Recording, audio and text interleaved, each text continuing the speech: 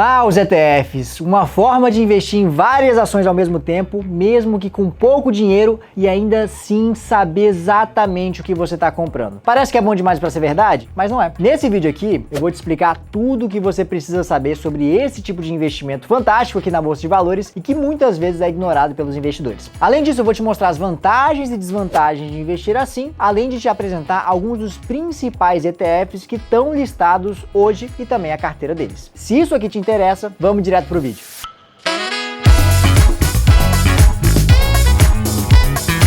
Antes de explicar exatamente o que é um ETF, que é um dos ativos que eu mais gosto aqui dentro do mercado financeiro, existe um conceito essencial que você precisa conhecer para você conseguir entender essa classe de ativos. Eu estou falando aqui do conceito de índices. Os índices, eles são indicadores de desempenho que uma determinada carteira teórica de ativos pode ter e que tem como objetivo mensurar a valorização de um determinado setor ou ainda de um mercado ou segmento dentro do mercado financeiro. O exemplo mais clássico que a gente tem é o Ibovespa. Aquele mesmo que você sempre vê ali no jornal, né? O Ibovespa tá subindo, o Ibovespa tá caindo, tudo isso tá relacionado a esse índice específico. Ele tem uma proposta bem clara, que é de ser o principal indicador de desempenho das ações que são negociadas aqui na B3, que é a nossa bolsa brasileira. E também, a ideia aqui do Ibovespa é reunir as empresas mais importantes do mercado de capitais brasileiros. E naturalmente, como qualquer índice, o Ibovespa tem algumas regras. Por exemplo, para uma ação entrar ali dentro do índice, ela precisa estar entre os ativos que representam 85% em ordem decrescente ali, né, de índice de negociabilidade, ou seja, tem que estar entre as ações mais negociadas da bolsa. Além disso, essa ação ela tem que estar presente em pelo menos 95% dos pregões. E também tem que ter pelo menos 0,1% do volume financeiro no mercado à vista, que é aquele do lote padrão que a gente compra de 100 em 100 ações. Não pode ser uma penny stock, né, ou seja, aquelas ações que estão cotadas a menos de R$1, então essa ação tem que ter mais de R$1 de valor de mercado, né, por ação. E tudo isso acaba fazendo com que o Ibovespa se torne um grande filtro para mostrar justamente apenas o resultado de ações que são representativas ali para o objetivo que aquele índice busca cumprir, né? Deixa eu te mostrar um exemplo aqui para você entender um pouco melhor. Primeiro, pensa ali na Petrobras, que é talvez a nossa maior empresa e a mais famosa de todas que a gente tem. A Petrobras, como todo mundo sabe, é uma empresa petrolífera e hoje ela tem algo em torno de R$382 em valor de mercado. E a liquidez média diária de negociação dessa ação na bolsa é de mais ou menos 1 bilhão e 600 milhões de reais todos os dias. E naturalmente ela tá no Ibovespa. E olha só essa outra ação aqui, que também faz parte do índice. É a Petz. A Petz, ela é uma empresa do ramo de pet shop e faz a comercialização de produtos e serviços para animais, né, como rações, petiscos, itens de higiene, medicamento, acessório, enfim. Só que o valor de mercado da Petz hoje é de apenas 3 bilhões de reais, o que na prática é menos de 1% do valor da Petrobras. E tem outra coisa, a liquidez média diária de negociações da Petz na bolsa é de 78 milhões de reais. Por isso, se a gente compara Petrobras e Petz, não faz nenhum sentido que uma queda da Petz vá afetar o Ibovespa tanto quanto uma queda da Petrobras. E é justamente por isso que as empresas nos índices têm pesos diferentes. No caso do Ibovespa, o critério do peso do índice é o valor de mercado. Por isso, se a gente fosse representar o Ibovespa com seus pesos respectivos em um gráfico, ele ficaria mais ou menos como está aparecendo na tela para você nesse momento. Ou seja, cada ação que passa nas regras do Ibovespa pega uma fatia de tamanho diferente ali dessa pizza que você viu e é justamente o valor de mercado que determina o valor dessa fatia. E aí o índice ele consegue representar de uma forma mais fiel o impacto que cada ação de fato tem na carteira teórica do Ibovespa. Se até aqui você gostou dessa explicação, manda o like aí para ajudar na construção desse nosso canal. Tá, todo esse papo de índice pode ter parecido meio deslocado do que é ETF até agora, mas não é. Olha só, vai ficar muito mais fácil de você entender o que é um ETF agora que você entende o que é um índice. A sigla ETF é a abreviação de Exchange Traded Fund. E na prática, o ETF nada mais é do que um fundo de investimento de gestão passiva que acompanha algum índice e você pode negociar ele, ou seja, é um ativo de renda variável, mesmo que ele tenha ativos tanto de renda fixa ou de renda variável, dependendo de qual que é o índice que ele está acompanhando.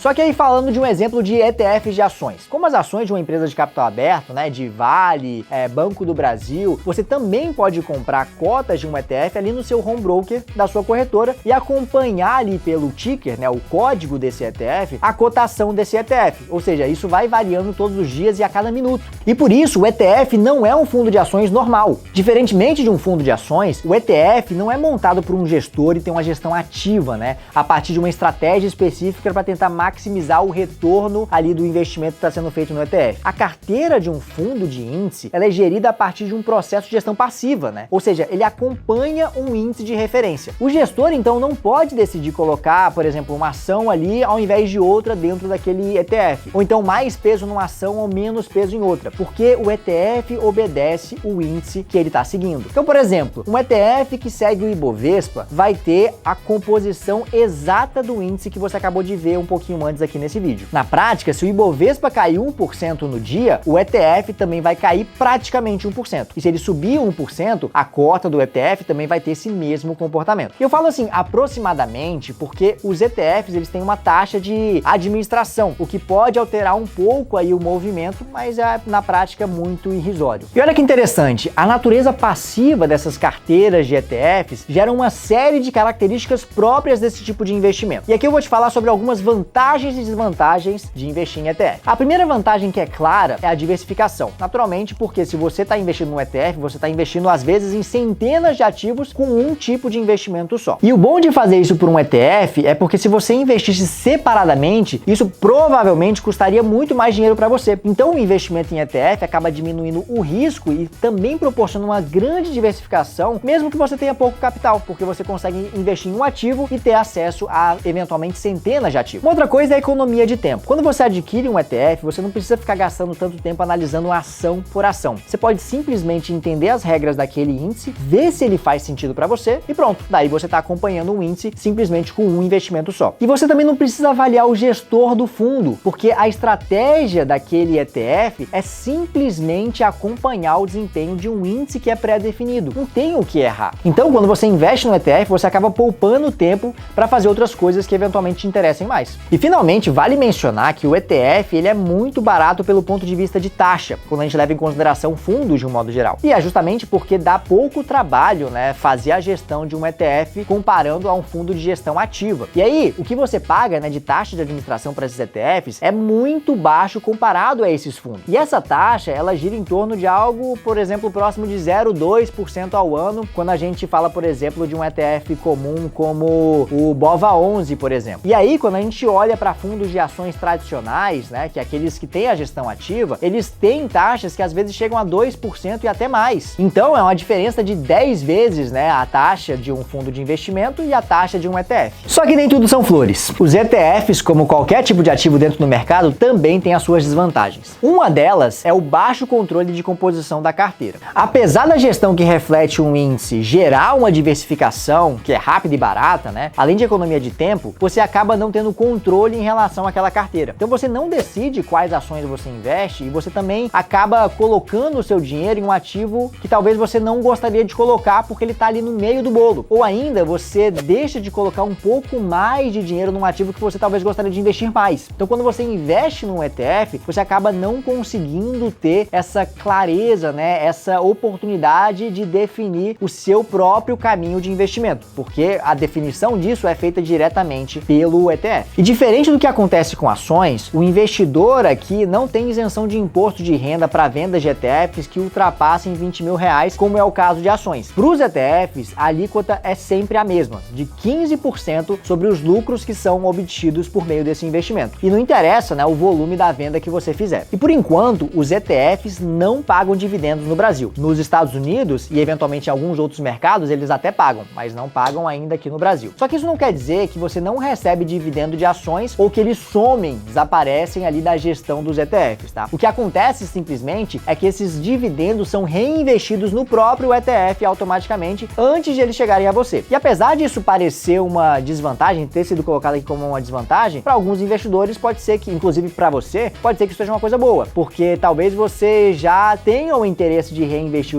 os dividendos de qualquer forma e o ETF acaba fazendo isso automaticamente. Só que para o seu caso você queira ali uma renda passiva, caso você queira ter esse controle de dividendos, isso talvez seja algo ruim para você se você estiver investindo em ETFs aqui no Brasil. A parte boa é que isso deve mudar em breve, porque já foi aberta ali a porta para que ETFs que pagam dividendos cheguem na B3. Ah, mas um destaque importante, tá? Os ETFs que já existem, eles não vão começar a pagar dividendos. O que vai acontecer é que a gente vai ter alguns novos fundos que vão começar a surgir com essa proposta de ter dividendos. Então a gente vai ter ETFs com dividendos e ETFs sem dividendos. Se você tá curtindo o conteúdo até aqui, já manda o like aí e se inscreve no canal para não perder os nossos próximos, tá?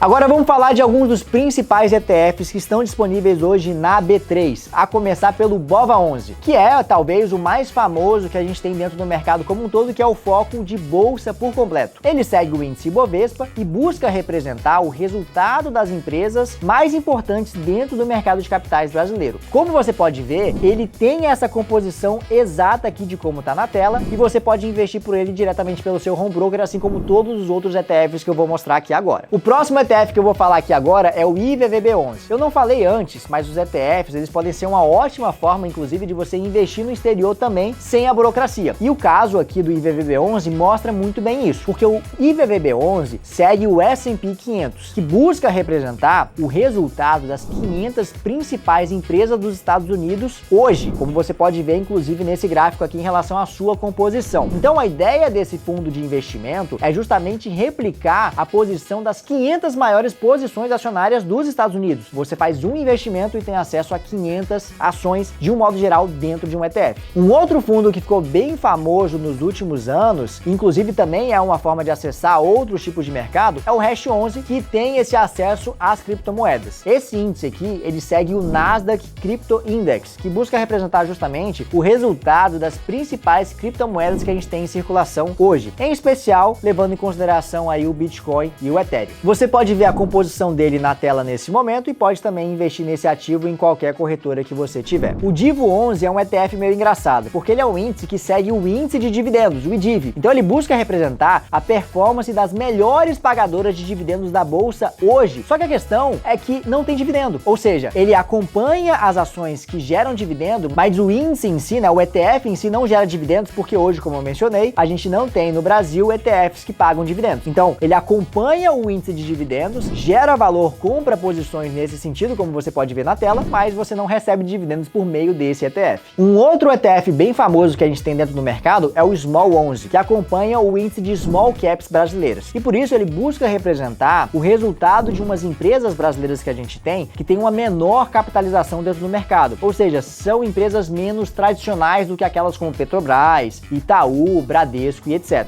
Você consegue ver, inclusive, a composição da carteira aqui, para você ter uma ideia do que o Small 11 investe hoje. Agora que você já conhece melhor os ETFs e entende muito bem como que eles funcionam, talvez você esteja pensando se é uma boa ou não investir e colocar eles na sua carteira. Só que é importante lembrar que os ETFs são ativos de renda variável, tá? Então, eles representam riscos e eles devem compor o seu portfólio de uma forma planejada e inteligente. Se você tem interesse em um acompanhamento profissional para montar a sua carteira e, quem sabe, ver se faz sentido investir em determinados ETFs, a gente tem o que você precisa. Aqui na Faz Capital, a gente tem um time de assessores profissionais que sabem muito sobre investimentos e estão muito bem treinados para poder te ajudar e justamente entender a sua carteira para que você consiga investir de forma personalizada. Então, se isso te interessa de alguma forma, clica aqui no primeiro link da descrição desse vídeo para falar com a gente, beleza? Espero que você tenha gostado desse vídeo, um abraço e até o próximo.